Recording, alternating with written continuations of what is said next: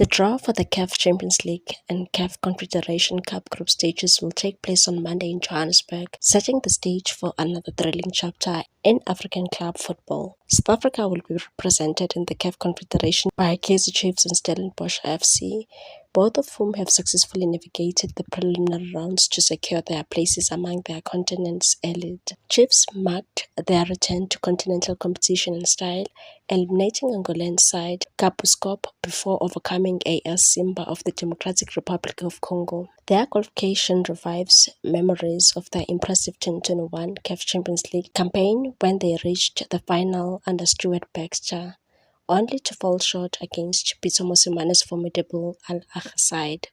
Meanwhile, Stellenbosch FC, fondly known as the Winelands outfit, continue to build on their remarkable progress in African football. After dispatching Equatorial Guinea 15 de Agosto, Stelly sealed back-to-back appearances in the group stage last season. They reached the semi-finals before bowing out to Fatlou's David Simba SC, and this year they'll be aiming to go one better.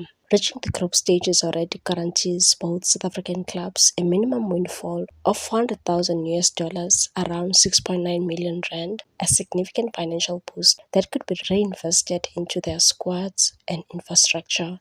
However, the stakes rise sharply beyond the group stage. Clubs advancing to the quarterfinals will earn 550,000 US dollars, approximately 9.5 million rand, while semi-finalists will pocket 750,000 US dollars, about 12.9 million rand.